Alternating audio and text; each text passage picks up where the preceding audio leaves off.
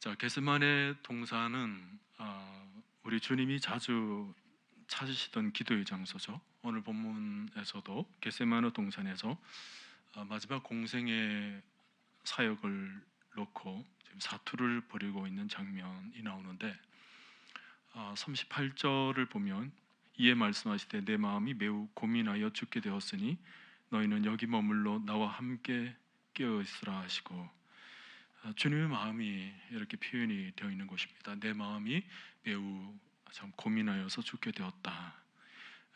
다르게 말하면 참 죽음의 힘이 나를 지금 짓누르고 있다는 것입니다. 그 다음에 39절에서도 보니까 조금 나아가서 얼굴을 땅에 대시고 엎드려 기도하여 이르시되 내 아버지여 만일 할만하시거든 이 잔을 내게서 지나가게 하옵소서. 그러나 나의 원대로 마옵시고 아버지의 원대로 하옵소서. 자, 이 구절에서도 주님은 얼굴을 땅에 대시고 기도하는 모습이 나옵니다. 이것도 기도의 좀 독특한 모습이에요. 일반적으로 기도를 할 때는 하늘을 향하여서 얼굴을 들고 기도하는 것이 보통인데 지금 예수님은 얼굴을 땅에 대시고 엎드려서 기도를 하고 있습니다.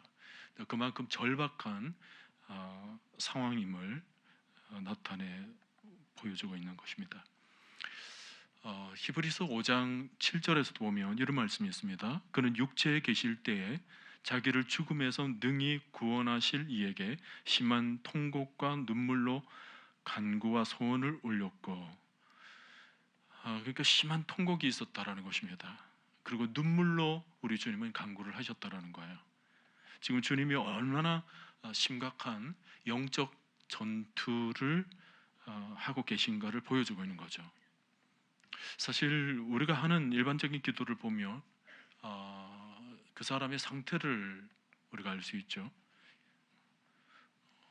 기도하다가 저 그냥 간절히 그냥 부르짖으면서 기도하시는 또 분이 있고 또 어떤 분들은 기도하다가 졸기도 하고 하품 반, 졸음 반인 경우도 있는데 지금 주님의 기도는 그야말로 사생결단입니다.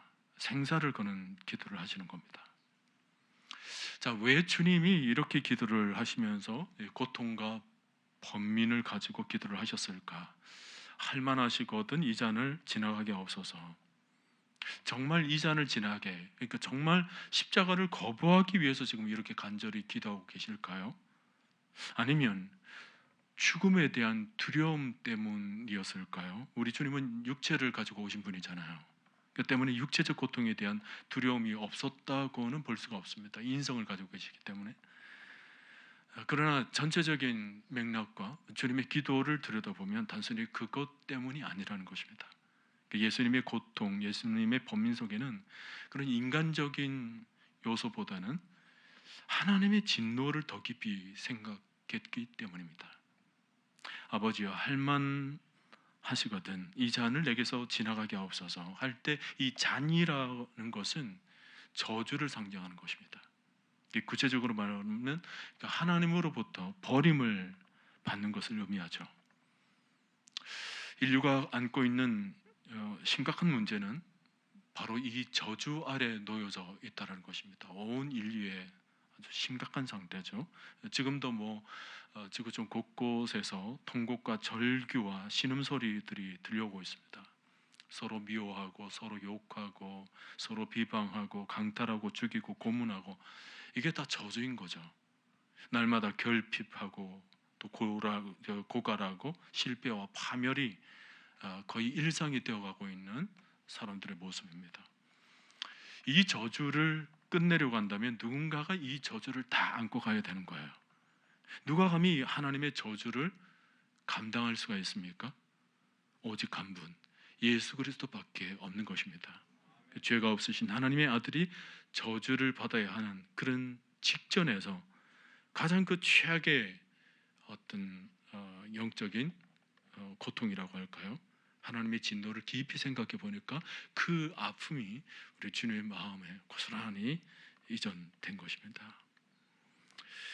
자, 이때 주님이 제자를 데리고 가신 것은 어쩌면 자연스러운 일입니다. 가장 치열한 전쟁이 일어나는 순간에 지금까지 함께 걸어왔고 또 사랑해왔던 제자들이 함께 동참해 주기를 원한 것입니다.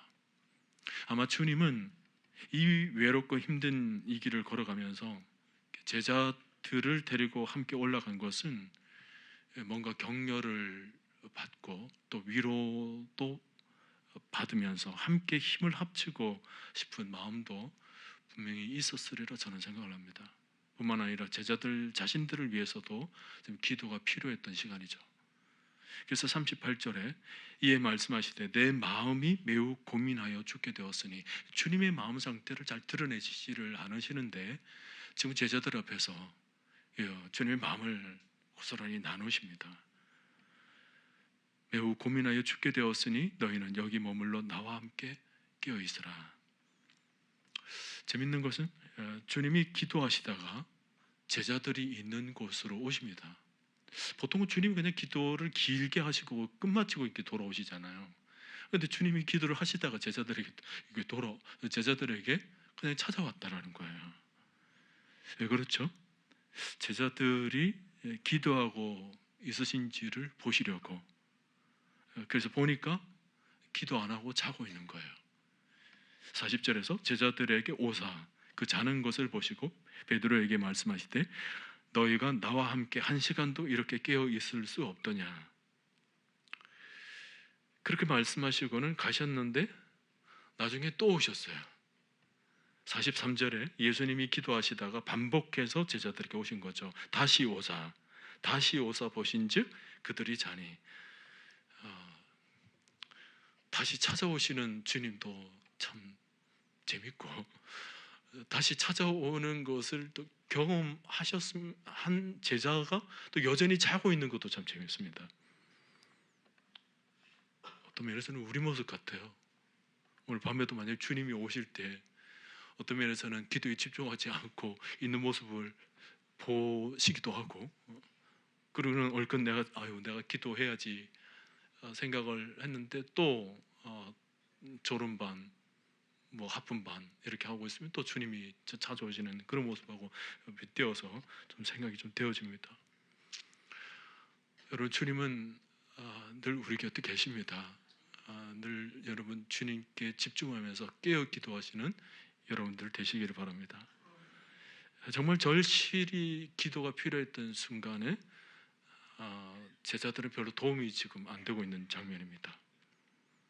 자, 주님은 지금 영적인 전장에 서 계신 것입니다. 제자들에게 깨어 기도하라 말씀하실 정도로 굉장히 지금 절박한 상황인 거죠. 그리고 이 절박한 상황에서 주님이 기도한 것이 무엇인지를 한번 보세요. 39절에 조금 나아가서 얼굴을 땅에 대시고 엎드려 기도하여 이르시되 내 아버지여 만일 할만하시거든 이 잔을 내게서 지나가게 하옵소서. 그러나 나의 원대로 마시옵고 아버지의 원대로 하옵소서. 이 기도가 42절에도 반복되고 있습니다. 만일 내가 마시지 않고는 이 잔이 내게서 지나갈 수 없거든 아버지의 원대로 되기를 원하나이다. 자, 여러분, 이 내용이 기도의 정석입니다. 예수님의 기도의 초점은 하나예요. 아버지의 원대로, 그러니까 아버지의 뜻이라는 것입니다. 주님이 공생의 사역 전체를 통해서 보여주신 메시지의 핵심이 뭐냐면 아버지의 뜻을 이루시는 것입니다. 요한복음 17장 4절 말씀에 아버지께서 내게 하라고 주신 일을 내가 이루어 아버지를 이 세상에서 영화롭게 하였사오니 라는 말씀이 있거든요. 주님은 아버지가 나에게 하라고 하신 그 한 가지를 이루기 위해서 살아오셨다는 것입니다. 그게 뭘까요? 바로 십자가 죽음입니다. 주님은 끊임없이 십자가의 길을 예고하셨어요. 제자들에게 나는 그 길을 가야 한다. 나의 가는 길은 오직 그 길이다. 오늘 밤 우리는 이런 주님의 기도를 깊이 묵상해야 합니다. 아버지, 나의 뜻보다 나의 원대로 마시옵고 아버지의 원대로 되기를 원하나이다. 이 기도를 깊이 묵상해야 돼요. 우리는 이런 기도를 반대로 할 때가 있죠. 아버지, 가능하다면 당신의 뜻대로 마시옵고 내 뜻대로 해주옵소서. 뭐 노골적으로 그렇게 기도하지는 않지만 우리의 마음 깊숙한 곳을 들여다보면 끊임없이 아버지의 뜻보다는 나의 뜻을 이루려고 하는 그런 마음이 있는 거죠. 예수님은 우리에게 이렇게 기도하라 가르치셨습니다. 하늘의 뜻이 이 땅에서 이루어지이다. 여러분, 하늘의 뜻이 땅에서도 이루어지도록 하는 기도는 정말 비장한 마음을 가질지 않을 수가 없습니다. 죄로 가득한 이 세상에서 하늘의 뜻이 이루어지도록 하는 것은 그야말로 영적 전쟁이죠. 이 영적 전쟁에 대해서 아버지의 뜻이 그대로 이 땅에 이루어지기를 원하나이다. 이걸 사사로이 기도할 수 있습니까? 밋밋하게 기도할 수 있습니까? 이 땅은 너무나도 하나님의 뜻과 멀어져 있는데 하늘의 그 거룩한 뜻이 이 땅에 이루어지도록 만드는 일은 굉장히 힘든 일이기 때문에 피와 땀으로 사투를 벌이면서 지금 주님은 영적 전쟁을 기도 가운데 치르고 있는 것입니다. 자, 그런데 베드로를 보세요. 주님의 길에 대해서 자기 뜻대로입니다. 오늘 본문 뒷부분의 스토리는 주님이 기도를 끝마치신 뒤에 내려오시는 길에 베드로가 처한 모습과 굉장히 대조적인 어떤 그런 내용이 나오죠. 주님은 하나님의 뜻을 따르려는 그 어려운 길로 가려는데 베드로는 자기 뜻대로 쉬운 길을 찾아서 문제를 해결하고 하려고 합니다.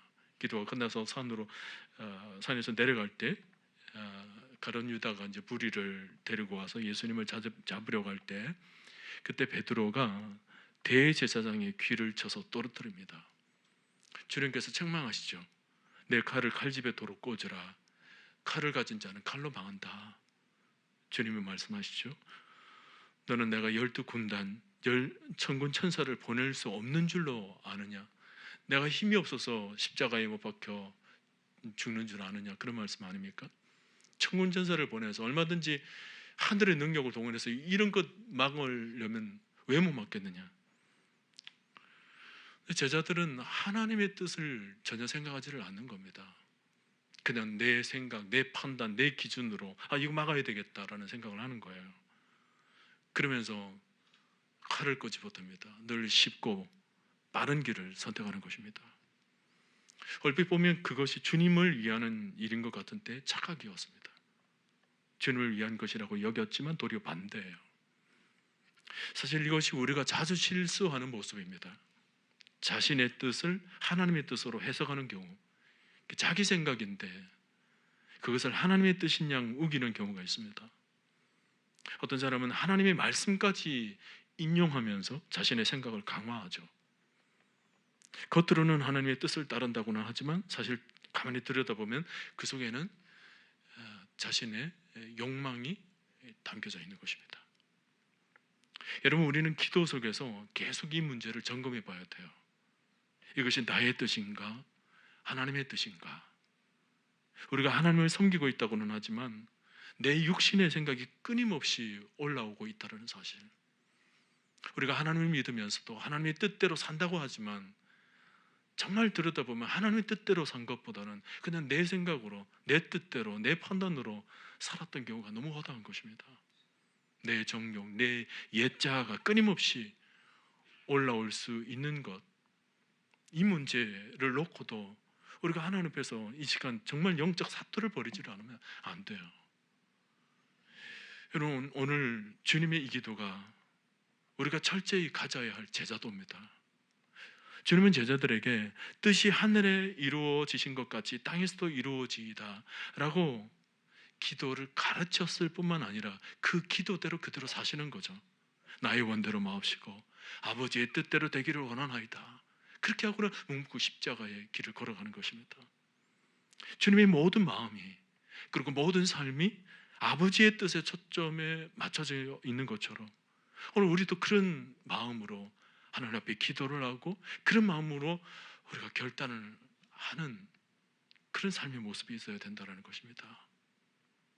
우리 마음속에는 늘 나의 원과 하나님의 뜻 사이에 이 갈등이 늘 있어요.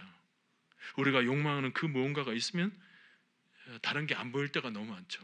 내가 원하는 것, 내가 간절히 바라는 것, 그 얻기까지 다른 게 그냥 눈에 들어오질 않아요.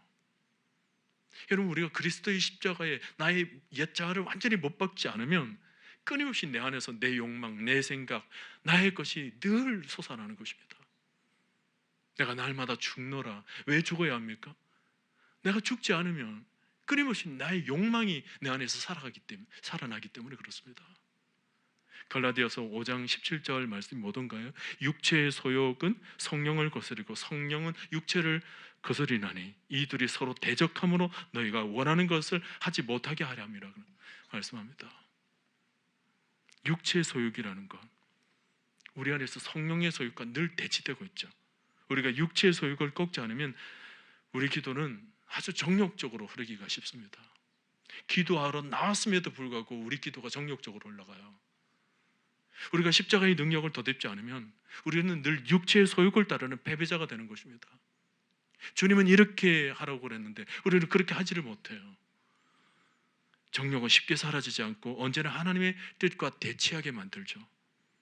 나의 원대로 했을 때 찾아오는 순간적인 기쁨을 가르쳐서 우리는 쾌락이라고 부릅니다. 쾌락은 달콤하지만 뒷맛이 씁쓸합니다. 단맛은 잠깐이고 쓴맛은 아주 오래 가는 거예요. 우리가 순간적인 것에 집착할 것인가, 영원한 것을 추구할 것인가, 이것이 우리의 삶을 완전히 갈라놓는 것입니다. 우리가 때때로 내 안에 그리스도가 산다라고 고백을 해왔는데 내 안에 그리스도가 사시는 것이 확실하다면 이제는 나의 모든 것, 나의 모든 생각이 그리스도께 맞춰져 있어야 한다는 것입니다. 이제는 내가 사는 것이 아니요 내 안에 계신 그리스도가 사시는 것이라 우리의 모든 뜻이 그리스도 중심적이어야 한다는 것입니다. 여러분, 우리 주님이 십자가상에서 마지막으로 기도하신 것이 뭐냐면 아버지여 내 영혼을 아버지 손에 부탁하나이다. 주님의 십자가는 아버지 뜻에 대한 절대 순종이었습니다. 다 그대로 맡기는 거예요. 심지어 영혼까지 다 맡기는 거예요. 여러분, 우리가 믿음의 길을 걸어간다는 것은 아버지의 뜻을 위한 내 뜻의 포기가 있어야 합니다. 그게 믿음 생활이에요. 아브라함이 본토 아버지의 집을 떠나는 것이 뭐예요? 아버지의 뜻을 따르기 위한 지금까지 모든 것에 대한 포기인 것입니다. 자포자기죠. 믿음이라는 것을 선택하는 순간 우리는 포기를 결정해야 할 것들이 너무 많은 거예요. 다 내려놔야 한다는 거예요. 신앙생활을 제대로 하려고 하면 내 뜻을 내려놓는 것이 우리의 일상이 되어야 된다는 것입니다. 여러분, 십자가의 길은 내려놓음이 핵심이에요. 내가 원하는 것들을 포기해야 합니다. 내가 지금까지 추구해 왔던 것들을 내려놔야 돼요. 내가 주장할 수 있는 것들을 내려놔야 합니다. 주님은 당신이 사실 수 있는 권리를, 하나님의 아들로서의 권리들을 다 내려놓으셨어요. 우리가 주님의 길을 걸어갈 때 하나님이 내가 원하는 방향과는 전혀 다른 방향으로 이끄실 때조차도 우리는 그것을 받아들일 줄 알아야 한다는 것입니다. 십자가는 내려놓음의 극치예요. 죽음에 이르기까지 절대 순종이죠. 그리고 그 내려놓음은 기도의 힘에서 나옵니다. 나의 원대로 마옵시고 아버지 뜻대로 되기를 원하나이다. 이게 기도 없이는 안 돼요.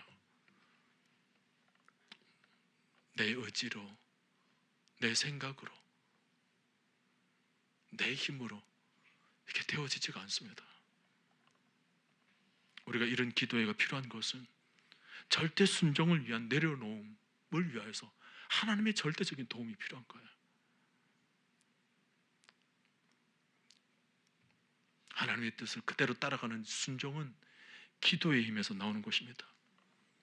나의 원대로 마옵시고 주님은 땀이 핏방울 되도록 기도를 하셨습니다. 순종을 향한 몸부림이 기도 속에 녹아지는 거죠. 주님은 겟세마네 동산에서 이미 기도 가운데 죽음을 경험하신 거예요. 땀방울이 핏방울이 되기까지 기도 가운데 이미 죽음을 맛보는 거예요. 죽기를 각오하고 기도를 하시는 것입니다. 영적 사투에서 이기지 않으면 안 되니까. 여러분, 우리가 순종 그러는데, 여러분, 순종은 죽기까지입니다. 죽음을 통과해야 돼요. 순종은. 아브라함이 이삭을 모리아에 바치는 과정에서 이미 죽음을 통과하는 겁니다. 주님의 순종은 죽기까지 하는 순종이셨어요. 그래서 빌립보서에 그리스도께서 죽기까지 복종하셨으니 곧 십자가의 죽으심이라 그랬습니다. 죽기까지 복종하셨다. 순종은 죽기까지 가야 된다는 거죠. 여러분, 인간은 아담의 불순종 사건 이후에 아버지의 뜻을 저버리려는 유혹이 늘 흐르고 있는 거예요. 우리 아주 피 속에, 우리의 본성이 그렇습니다. 에베소서 2장 2절에 나와 있는 것처럼 그때 너희는 그 가운데서 행하여 이 세상 풍조를 따르고 공중의 권세 잡은 자를 따랐으니 곧 지금 불순종의 아들들 가운데서 역사하시는 영이라 그랬습니다. 우리 안에 있는 이 죄성이라는 것의 근본 본질이 뭐냐면 불순종이라는 거예요. 결국은 우리의 죄악이라는 것이. 사단은 언제나 하나님의 뜻과 정반대의 길을 가도록 우리를 몰아넣고 있는 것입니다. 어정쩡하게 하나님의 길을 가는 것처럼 보이지만 사실은 사단은 끊임없이 불순종의 길로 유혹하고, 우리는 가면서 또 수도 없이 사단의 길을 돌아보는 거예요. 그 길에 달콤한 유혹에 넘어가는 겁니다. 여러분, 우리의 본능이라는 것은 불순종의 아들들이었어요. 아주 뼛속까지 불순종이 배어져 있는 것입니다. 아이들도 예스보다 노를 먼저 배워요. 그리고 그 불순종은 사춘기가 되면 아주 절정에 달하죠.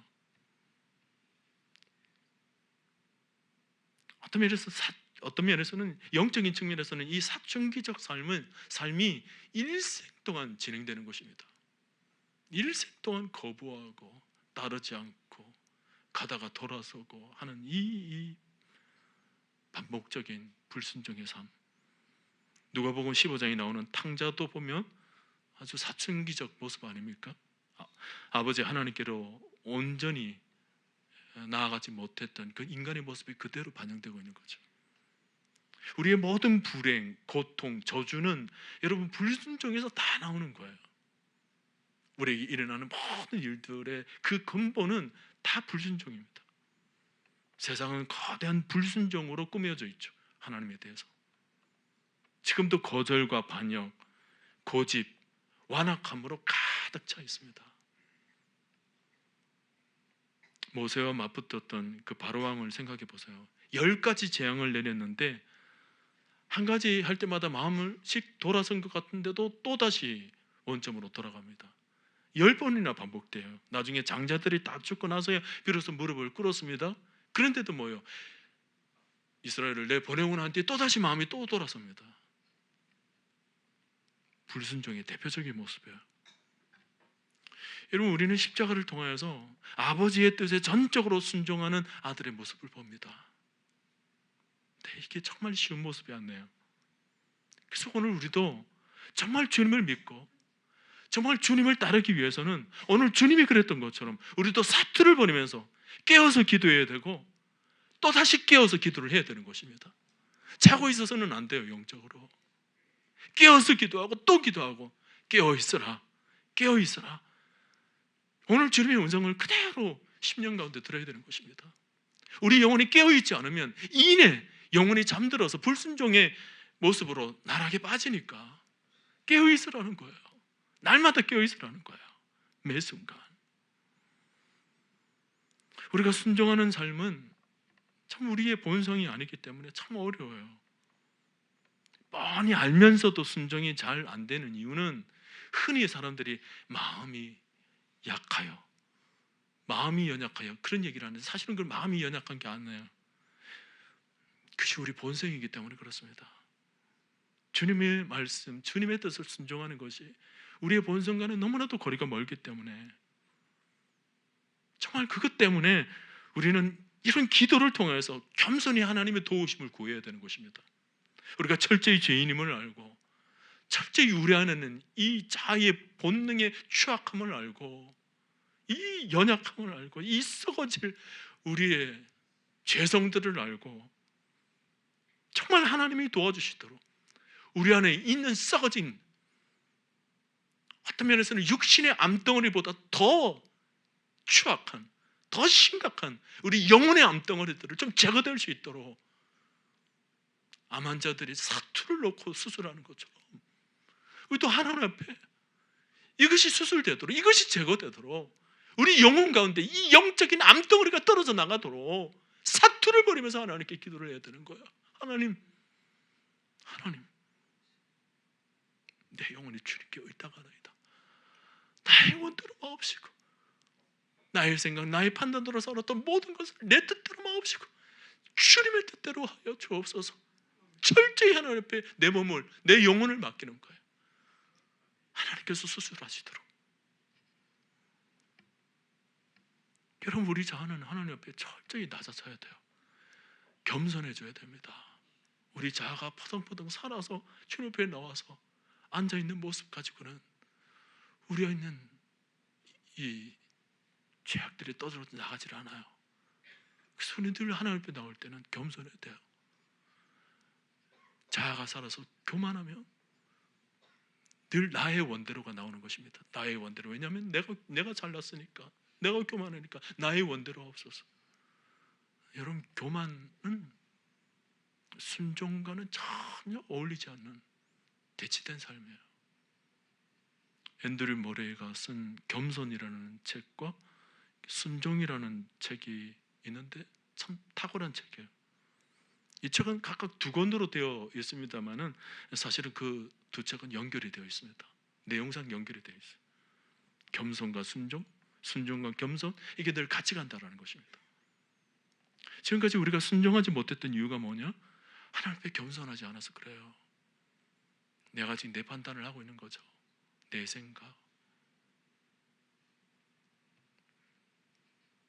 빌립보서 2장 5절 이하의 말씀을 보면 너희 안에 이 마음을 품으라.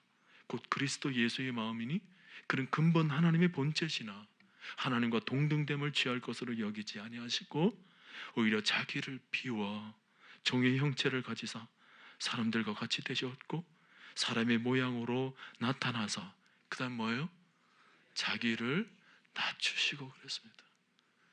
여러분, 주님이 왜 십자가 그 길을 묵묵히 순종하셨습니까? 자기를 낮추실 거예요. 주님의 철저히 겸손을 취하신 것입니다. 자기를 낮추시고 죽기까지 복종하셨으니 그 십자가에 죽으심이라. 우리 주님이 십자가를 지실 때 철저히 자신을 낮추었다는 거예요.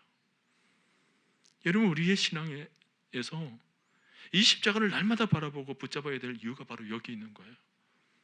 신앙생활에서 십자가를 온전히 이해하는 것, 만약에 우리가 십자가의 원리, 이 십자가를 놓쳐버리면 우리는 신앙의 길을 걸어갈 수가 없어요. 믿음의 길이라고 볼 수도 없습니다. 각오는 있지만 그걸 믿음의 길이라고는 말할 수가 없는 거예요. 십자가를 통해서 하나님의 뜻이 실현되는 길이 우리가 십자가를 바라볼 때 열리는 거죠. 십자가를 그대로 따를 때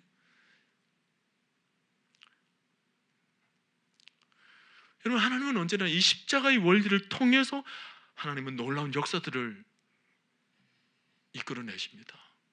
지금까지 인류의 역사들을 가만히 들어봤을 때 십자가의 원리가 살아있는 곳에 하나님의 역사가 나타났어요. 낮추시고 낮아짐이 그 현장 속에서 언제나 그랬어요. 흔히들 회개의 자리에 부흥이 일어나고 역사가 일어난 경우가 굉장히 많았죠. 지금까지 세계사의 모든 기독교 역사에서 그렇죠. 우리나라도 그렇고. 왜 그렇죠? 여러분, 회개가 뭐예요?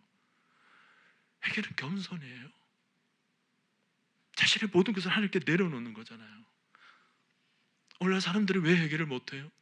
자기가 내세울 것이 있어서 그래요. 뭔가 의가 있는 거죠. 의로움이 있는 거예요. 그러니까 회개를 못해요. 아직 의롭기 때문에. 의로운 자가 어떻게 회개를 합니까? 철저히 죄인이 되어야 회개를 할 수 있는데 의인이 있으니까, 내 안에 의인의 모습이 있으니까 회개를 못하는 거예요. 내가 이게 있는데, 내가 이게 있는데 뭐하러 회개를 해? 여러분 70년대 80년대 우리나라 한국교회 부흥이 일어날 때 보면 회개 운동이었어요. 회개. 1900 평양 대부흥 운동도 그런 물줄기를 가지고 있었지만 정말 가까이서 70년대 80년대 우리 한국교회가 이렇게 일어나게 됐던 것은 온 성도들이 주 앞에 회개가 일어난 거예요. 회개가. 십자가 얘기를 하면 눈물을 흘리고 십자가를 지을 수 있나 주가 뭐로 보실 때 그런 노래를 하면 그냥 눈물을 흘려서 감히 입술이 떨려서 그런 찬송을 못 부르는 거예요.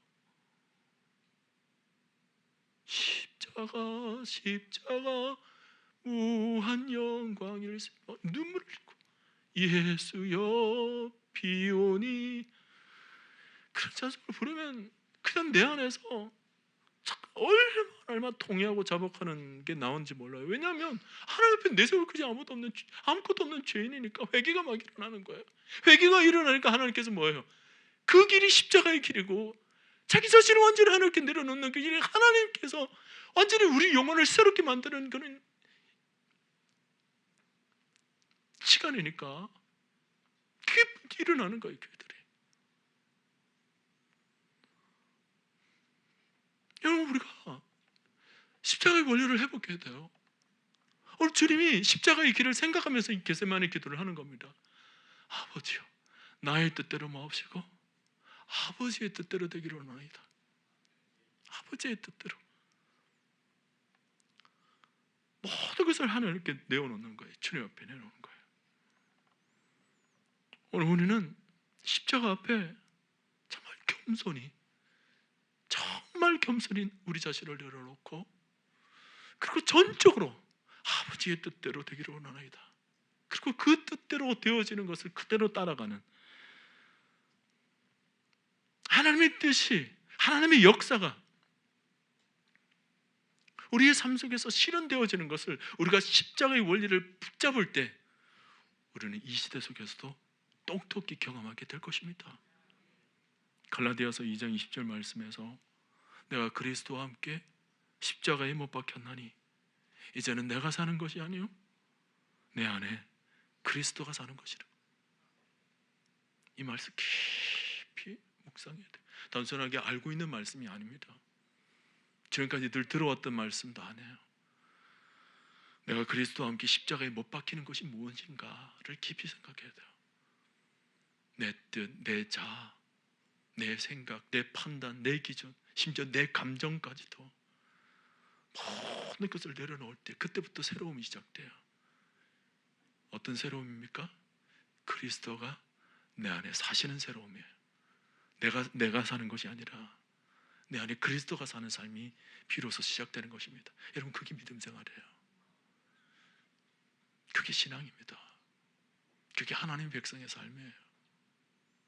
그게 있을 때 내가 살고 우리 가정이 살고 우리 교회가 살고 이 나라가 사는 겁니다. 이번 그런 주간을 통해서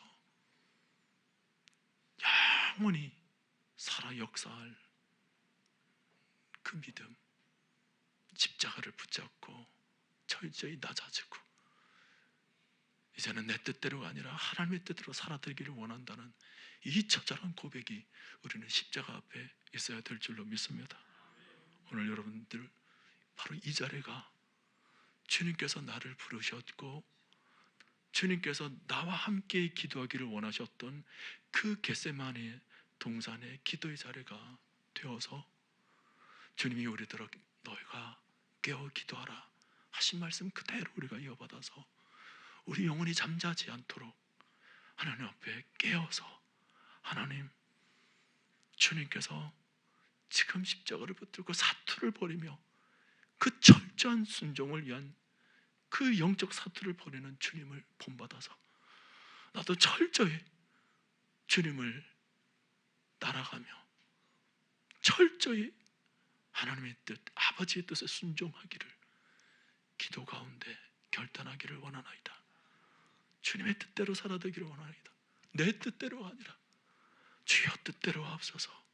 내 생각, 내 판단, 지금까지 내 고집, 내가 원하는 것들만 생각하며 지금까지 지내왔는데 이제는 하나님의 뜻을 위하여서 기도하는 나의 신앙이 되게 하여 주옵소서. 오늘 밤 철저히 주님의 뜻을 붙잡는 여러분 모두가 될 수 있기를 주님의 이름으로 간절히 축원드립니다.